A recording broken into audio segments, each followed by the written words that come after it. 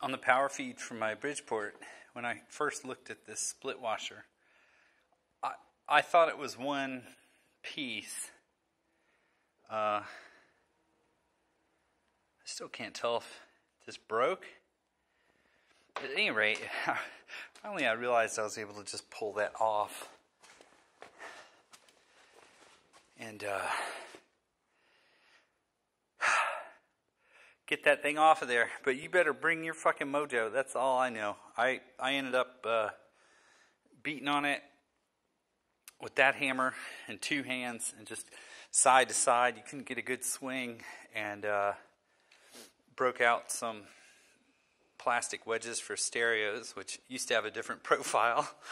They've been eaten up. They barely are able to do it. But once I finally got the pins completely out, then the real fun began, because you're just balancing on this guy and trying not to bend your dude.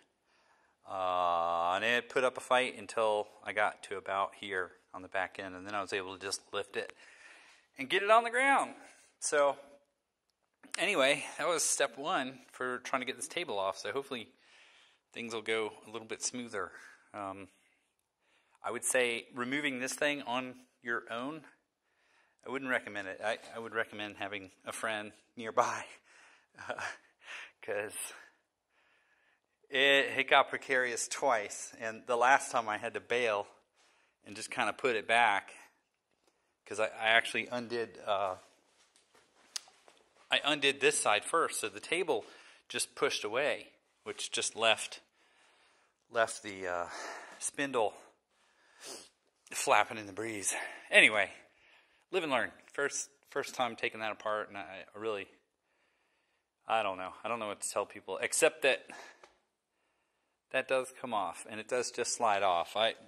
It also looked like you could crack this thing in half, so I half considered, dropping the lower half and leaving the bearings on, and of course that doesn't make sense now, because how would you get the bearings on? Anyway, I'm a dumbass, but there it is. Be careful. Okay, bing, bang, boom. Just going to pull this off, and I'm assuming this will just be able to thread out. Okay, there it is. Okay, this is what I'm thinking. We'll strap it with the cherry picker. Bing, bang, boom. I keep forgetting steps, but logically, the jig is up. Anyway, look at this. Look, that's not supposed to be like that. Look at this. It's so sad, it makes me cry. Anyway, I'm going to clean these up a little bit and probably take a look. It was chocked full.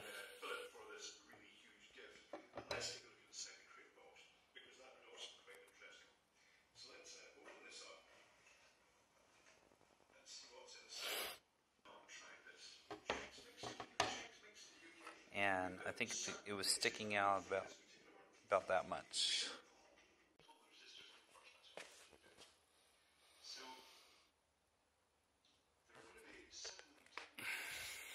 Here we go. I'm dying to take a look at this thing, but I already know there's a bunch of wear. Well, here's what we got going on tonight. I've been working on getting the grease out of this mill. Somebody thought that Zerks were for greasing, and they're not. They're for oil. So I've got the table pulled and cleaned up. This was just full of grease, and I'm just doing a superficial cleaning. I'm not gonna, go crazy with any kind of rebuild or anything.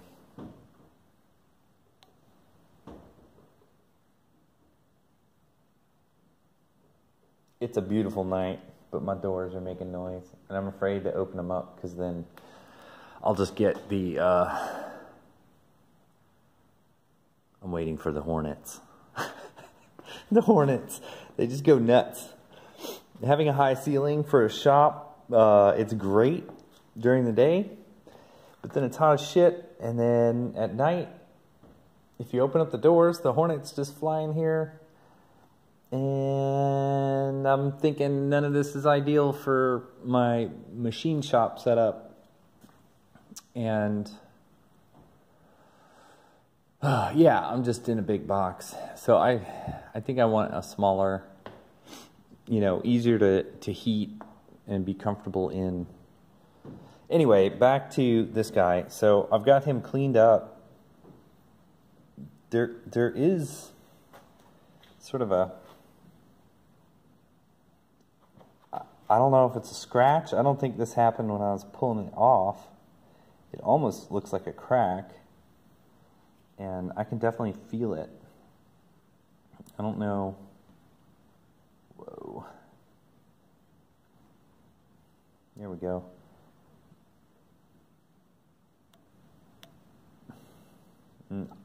I don't have any super fancy stones for getting rid of that. And like I said, I'm not gonna redo, I don't have the experience or the know-how or the time. I want to get this thing going. Anyway, that's where the scratch ends. And it is oddball. Other than that, it's good enough. It's good enough for me. And it's just going to get scrubbed down. So, grease removal, I don't have a place I can get this like thoroughly clean, so I'm just cleaning it the best I can. This dude, I made the mistake of basically pulling out the screw, and I should have pulled out the nuts with it. So I've got a split nut. I'm gonna throw these in the washer, and anything small I'll throw in the washer. But other than that, we're just degreasing, and we got some pretty good wear. This old gal, she's I'm thinking late 50s, early 60s, and the reason that's my best guess is because this is an older style feed. And I'm on the fence about whether I'm going to pull the knee off. Anyway, I don't know how well this is coming across in video. I'll try to get some different angles there. You can see, some of the original bearing surface there, but we're pretty well worn. We are pretty well worn.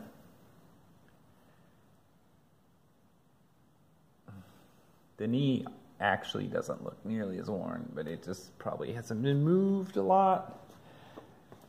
And I would like to get the grease out of there. Makes me wonder what else is going on, because, I haven't heard this thing. And until I fire it up, I don't really know what kind of shape these bearings are in. But, yeah. Seems like somebody's been beating on that spindle a little bit, which I wasn't too crazy about, but I'm not going to concern myself with that. And other than that, no oiler. Manuel oils this. So my plan is just anytime I move an axis, I will just make sure that I, pumped in the proper oil for each axis that I move, and just kind of, as I go, and just keep an eye on my spindle bearings and whatever. I don't think it's that big a deal. And then of course no DRO. So I likely will put a DRO on this thing. And now you know as much as I do about the history of this machine. It did come from North Carolina originally. I was told it was in a machine shop, and the machine shop owner, when he closed, this was the mill that he brought home. But that story doesn't add up because no machine shop owner would have put grease on his ways, and or, God, I hope not. And then this is the other piece that I got from the same place. And this, from what I can tell, is this a 13 by 40 gunsmithing G0776. This doesn't appear to have had a lot of use. We just have, you know, some Chinesium falling off. This all is fine under here. So we have like superficial paint problems, but all the ways and everything, I can't really spot anywhere. It just kind of needs to be cleaned up, I think. So this guy will get cleaned up. All the oils look nice and clean, and yeah, that guy. So I don't even have power in the shop yet, so I'm not working on this guy yet, but we're gonna get him cleaned up, placed, and then in parallel I am working on my power, which we will use to power everything in here. And then I've got this little dude, which is a Clausing 10-inch. It's a 4900, and I think it's a 10 by 24. And I kept wanting to do a YouTube on this. You know, I spent quite a bit of time, really just same deal, like taking it apart and cleaning it. It doesn't seem like it has a ton of wear, but I did measure somewhere, and then this chuck is not in great shape. And then you've got somebody's beat on the thing.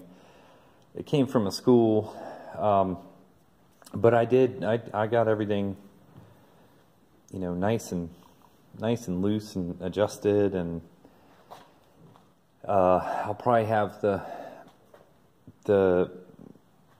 I'll probably redo this saddle at some point. I mainly just kind of looked at it, didn't see a lot of wear, cleaned it. I did go through the gearbox completely, and didn't see any wear in there either. And the main gears, which were under here, they were in great shape too. So my hope is, like, the worst thing that can go wrong on this is the spindle bearings. And then there was a mouse living in here. So really just a toothbrush and a lot of cleaning and diesel and whatever. This thing, completely different owner, also had lots of grease in the fittings. Like some of the, you can just spot that ball oiler down there, full of grease. You know, all of the ways and everything was full of grease. Like, again, I don't understand, but it cleaned up nicely, and I have run this, and I've made a few little parts. Like I made that brass piece right there, and it fell right in. It was actually really hard to get in there, but then it fell right in, and it came out, you know, accurate. Came out to what I measured it. So I was pretty proud of that. I made this little piece right here. This, like, the second thing. Those are the two pieces. There's the total experience of what I've done ever on a lathe, besides take it apart and then, you know, a few little test runs and just messing with some tooling. But yeah, really just got this thing cleaned up. And oh yeah, that was the first piece I ever made. This was this is a piece of brass. That was the first thing I machined, and I didn't even have my height set wasn't possible to set my height. So yeah, I'm looking very much forward to this. Oh yeah. This was all, well, of course the lock didn't work proper because I was missing some pieces there, but then also this lock was completely jammed, and I got that all freed up, and oops, I say, looks like I left that. Okay, nothing works. No, but it works. I'm pretty happy with how much better this is than when I received it. And again, we're not, I'm learning, and this is all new to me. And aside from all of the YouTubing and everything else that I've seen, yeah, you've witnessed now the total experience that I have, and there's some knowledge of what I have. So anything I fuck up is going to be blamed on YouTube, because I do learn well from people. This is not a wedge type, but good enough for me. Yeah, so power is my main focus, and getting all this shit out of here that doesn't need to be in here. And tonight I'm going to get this guy on its way to getting cleaned up. So that's what I'm going to work on now. Okay, I haven't yelped so hard in quite a while. I think I'm going to win. Jeez! That thing's he's just so healthy. Oh, he's just so healthy. I think he could eat a mouse. That center block is 1 foot thick.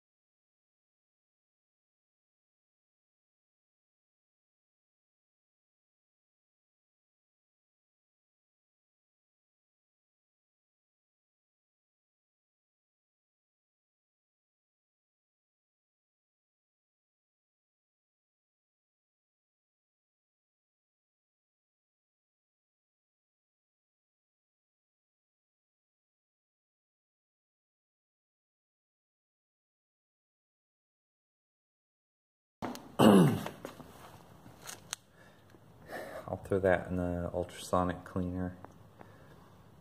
I don't really know how to read the wear on these dudes other than it looks worn. It looks pretty even to me though.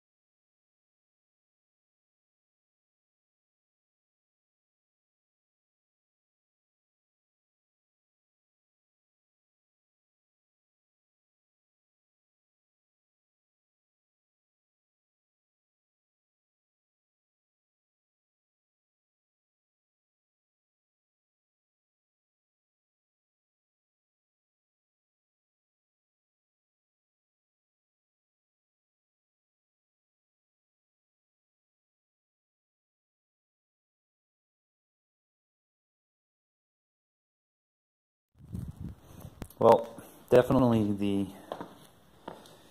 further I got, the worse everything looked.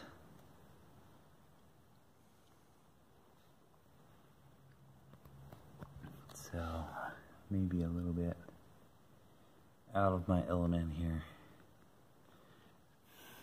The wade's pretty bad. This is pretty fucked up.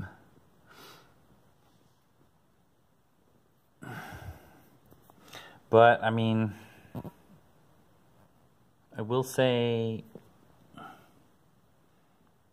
that this thing did traverse the entire table, and it felt the same throughout. So maybe there's that guy cleaned up a little bit. This is just the first round of cleaning.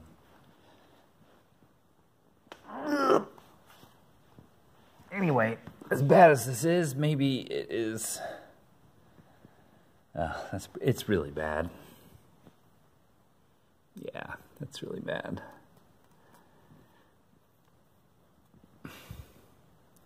Don't grease your shit, yo. I mean, that got eaten up like... I don't understand.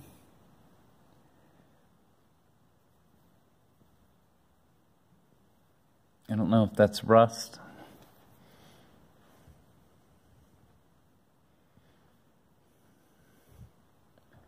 That's higher than that.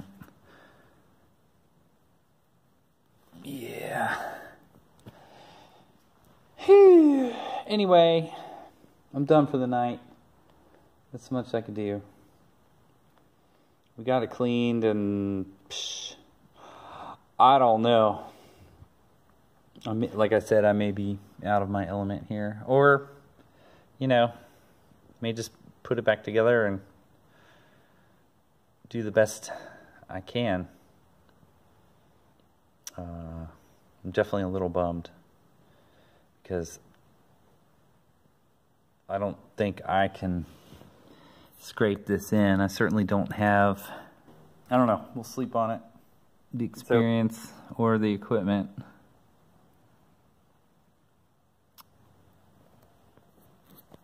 And yeah, I don't know. I'll have to sleep on it. And then I have a bunch of parts that need to get cleaned up.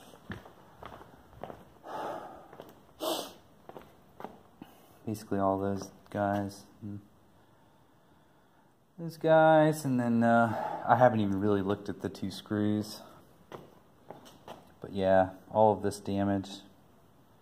Now I understand is just because crap has just gotten caught in that grease and dragged. And then I don't know if this is water or something that got in there to cause some of that damage. But this stone is worn the fuck out and untrustworthy. And I've been trying to get some readings to judge how flat this thing is. And anyway, it's a real pain in the ass because I don't have the tools or the room, so I've been using my Noga and just kind of sweeping it. But the one thing that nobody ever told me is don't buy a piece of shit roller. It doesn't do a good job spreading around this Prussian blue, and hopefully this is like the right shit. But anyway, people make it look so easy.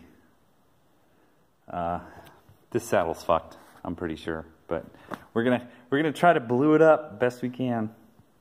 Well, it did work. Pretty sure I threw my back out, and the results are not surprising. This area probably wasn't even touching the saddle. Near as I could tell, though, it's about half a thou high. We did get a little blue right there. I can see it in the camera better than I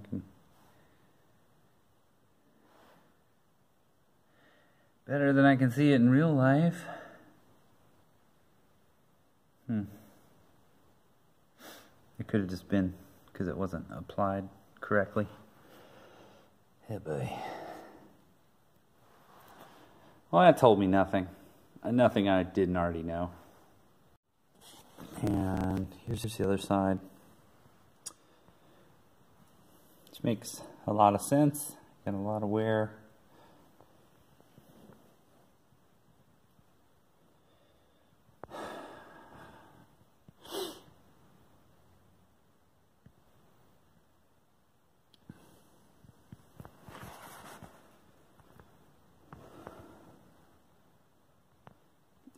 As near as I could measure, I was seeing about a half a thou difference between here and there. So we just got a big bow.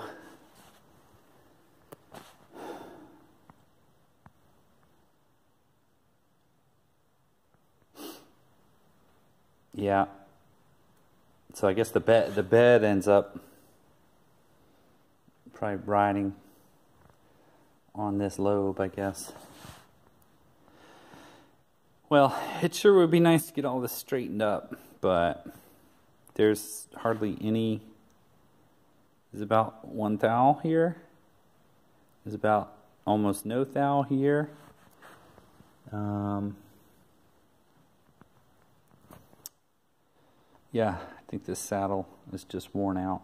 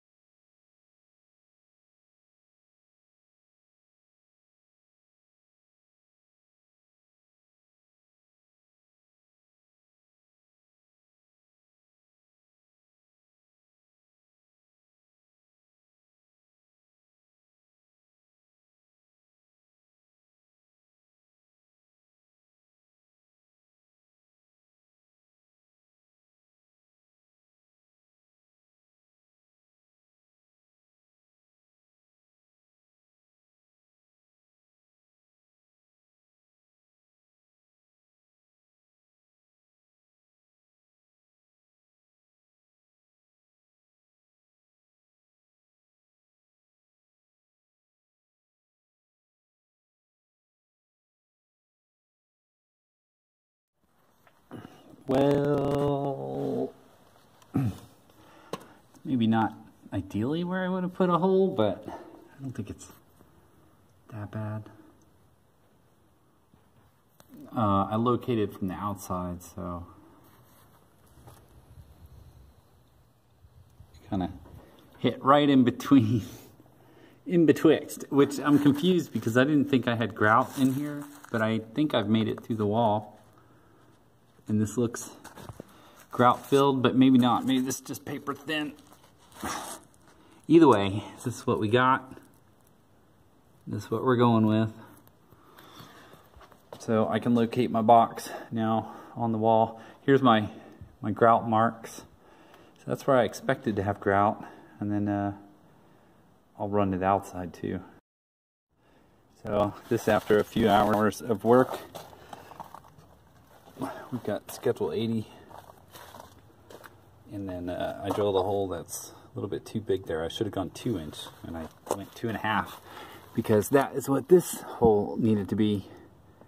So this will work. It's just a little shoddy. That's what we're going for. We'll route our cables, and then I left enough space on this so that if I really wanted to, I can tie it in to this guy for, you know, if I really want to secure it. But I have a feeling it'll be fine the way it is. Spending way too much time thinking about this crap and not actually getting it done, so. And then we got to do the same thing. Same thing on this side. So originally, I intended to use this couch in my house, and I stole it from the office when we closed down our office. But I have loved having it out here in the garage. You can see I'm just slobbing out on it.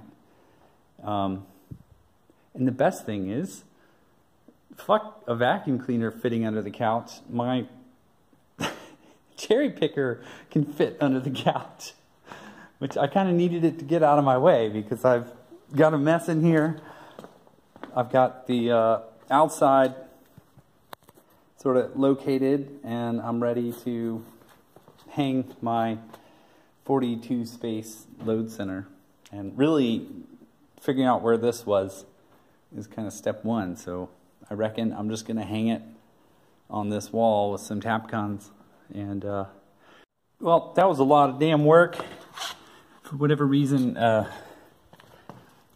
what I chose to use to get through this wall, I ended up having to widen this hole just a little bit, which destroyed this other bit.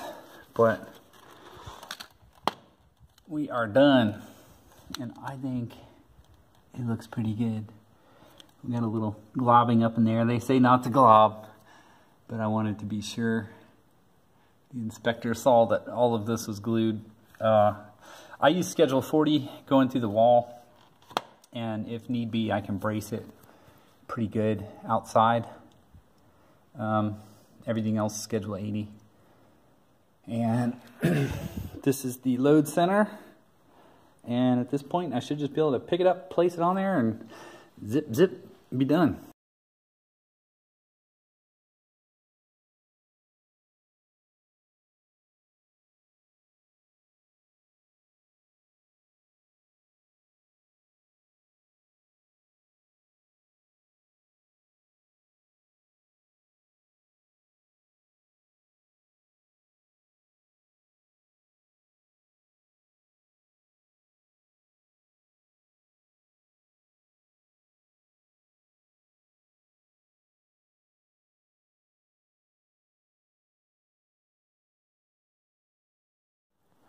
Okay, I'm done. That's how it turned out. Hopefully I didn't mount it all upside down. I'm going to run 3.0 copper, which I know people say it's stupid to run copper, but to me it just seemed like it was going to be easier to handle. And I could run it's only 8 feet of copper, so the 160 feet I'm running is aluminum. But and this is a new style load center, the QO style with, I guess they integrated GFCI right there. So on each side you've got a neutral that's running down for internal GFCI connections for all the shitty shit that they make us buy these days. But I just used a few little Tapcons. And yeah, everything's sealed up.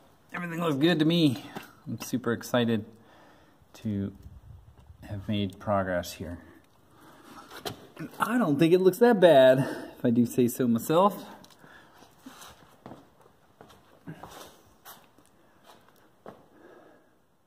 Hell yeah.